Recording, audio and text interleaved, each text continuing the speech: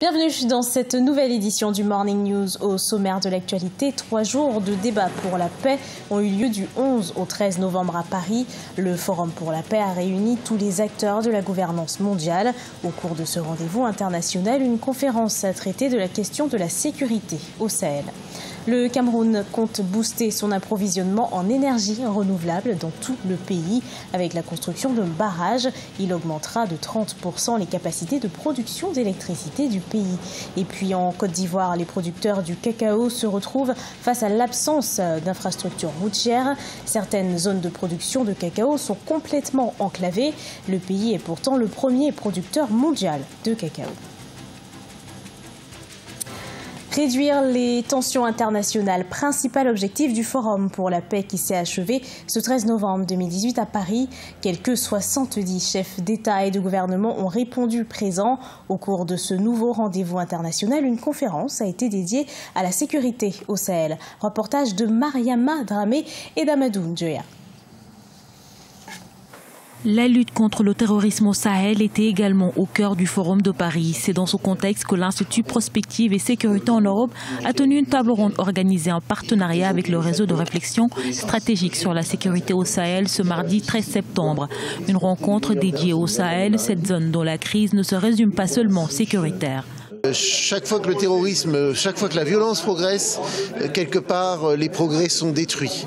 Les efforts d'éducation, les efforts de santé, les efforts en faveur des populations sont détruits. Et à côté du terrorisme se développent des phénomènes d'insécurité, de banditisme, qui ralentissent aussi le développement. Donc la construction des États, la construction, le soutien aux armées, aux forces de sécurité intérieure est absolument fondamental si on veut avoir le développement. Le développement économique et la lutte contre le terrorisme ont motivé la création du G5 Sahel mise sur pied par 5 États en février 2014. 4 ans après sa création, la région est toujours la cible d'attaques, remettant en question l'efficacité de l'initiative G5 Sahel. Toutefois, certains experts estiment que des progrès ont été réalisés. Les États du Sahel sont toujours debout. La sécurité est en train de revenir au Mali en particulier, qui a reconquis son nord. Et donc, on ne peut pas parler de peu de résultats obtenus. Maintenant, nous avons ce que nous pouvons considérer comme l'insécurité résiduelle du fait de l'existence de groupes armés encore qui n'ont pas été totalement réduits, mais ce sont des poches. Sous le thème prévention et anticipation des situations de fragilité au Sahel, enjeu de l'alerte précoce et d'une approche inclusive, le Forum de Paris a mis l'accent sur le renforcement de l'intégration du continent et une réforme de l'institution pour garantir une autonomie financière pour relever les défis spécifiques à l'Afrique, notamment la sécurité, gage d'une paix durable. Le Cameroun améliore son accès à l'électricité. Le pays a mobilisé près de 800 milliards de francs CFA pour la construction d'un barrage. Ce barrage possédera une capacité de production de 420 MW.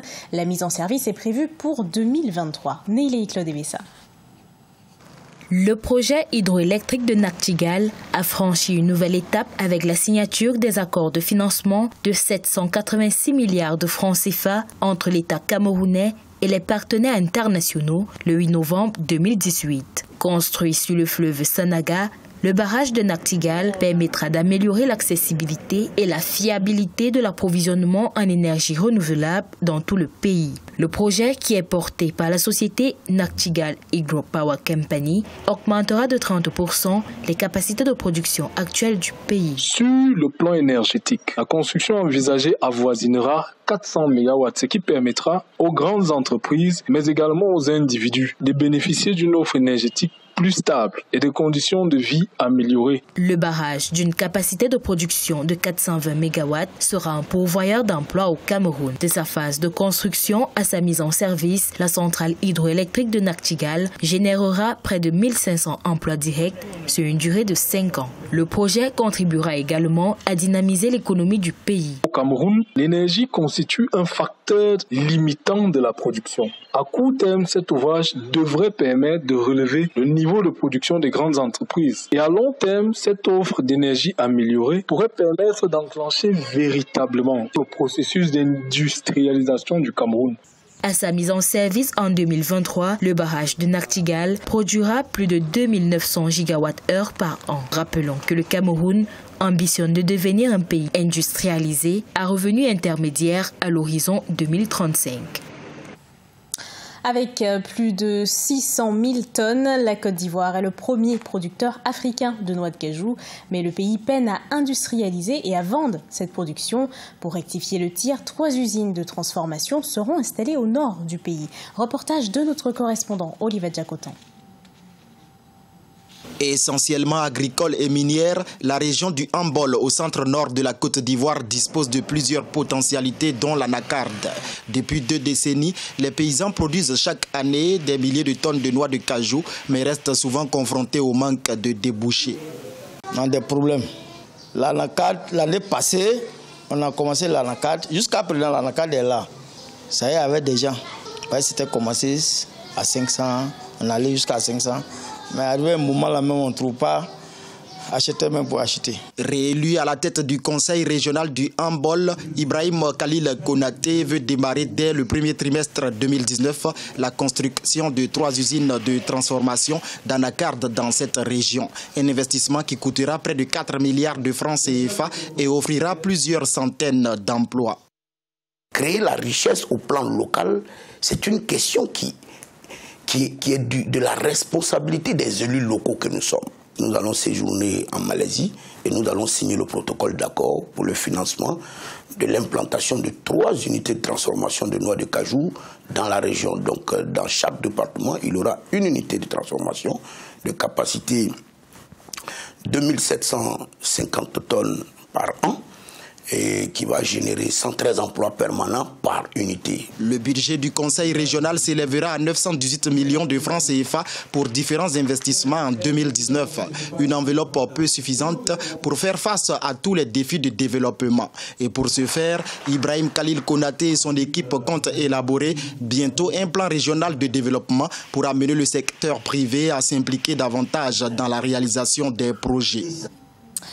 Toujours en Côte d'Ivoire, le village de Baou et ses 1500 habitants souffrent du manque d'électricité et de l'absence de routes praticables. Face à l'absence d'infrastructures routières, les producteurs locaux de cacao ont du mal à écouler leur stock. Le pays compte équiper tous les villages de plus de 500 habitants d'ici 2020. Reportage de notre correspondant Olivier Conan. Localité située dans le département de Kouibli à l'ouest de la Côte d'Ivoire, le village de Baou et ses 1500 habitants tentent de contribuer au dynamisme du secteur agricole ivoirien. Ils entendent surtout faire de la Côte d'Ivoire le premier producteur mondial de cacao avec une production de 2,1 millions de tonnes en 2017. Mais ici, la difficulté majeure des producteurs est l'absence d'infrastructures routières pour écouler la production. Il n'y a pas de route, le village n'est pas électrifié. C'est vraiment un problème colossal que nous traversons ici. Le patinage, à ce moment précis, quand il pleut, nous ne pouvons pas transporter les produits. Et les produits sont à la maison, et dans les maisons, et puis les véhicules même pour venir prendre les produits, c'est tout un tas de problèmes. La population du village de Baou est composée essentiellement de jeunes. Pour ces derniers, le défi est actuellement de construire un complexe pour promouvoir les activités sportives dans leur localité. Ce complexe-là était très important pour nous. On allait jouir de ça. Donc voilà pourquoi aujourd'hui ça nous équerre. S'ils peuvent encore comprendre notre message et venir achever notre complexe, nous allons être vraiment ravis. Si nous avons ce complexe-là, nous pourrons même avoir nous-mêmes notre propre club pour affronter les grandes équipes. Pour assurer son développement, le village de Baou attend surtout avec impatience son accès à l'énergie électrique. Le gouvernement ivoirien s'est fixé pour objectif d'électrifier tous les villages de plus de 500 habitants sur tout le territoire d'ici 2020. De la culture à présent avec l'exposition Couleurs d'Afrique. Elle célèbre le talent des artisans africains. L'artisanat représente entre 20 et 35% d'apport au PIB des économies africaines. La 2e édition de Couleurs d'Afrique s'est déroulée du 9 au 11 novembre à Cotonou. Leftionou. Après des études en comptabilité, le bronzier burkinabé Ali Dermé a choisi de réaliser et de vivre de sa passion pour l'art et notamment de ses œuvres en bronze. Comme plusieurs autres artistes et artisans, Ali Dermé a participé à l'exposition Couleurs d'Afrique à Cotonou. Le travail du bronze est un patrimoine de la famille Dermé dont Ali est de la 5e génération. Il valorise la femme africaine à travers ses sculptures. C'est avec le bronze ils ont payé mes études, donc j'accompagne, je suis dedans, avec le bronze, je gagne ma vie. En attendant, même si je trouve un jour un emploi, je vais toujours faire mes sculptures parce qu'aujourd'hui, je peux dire que c'est devenu une passion pour moi.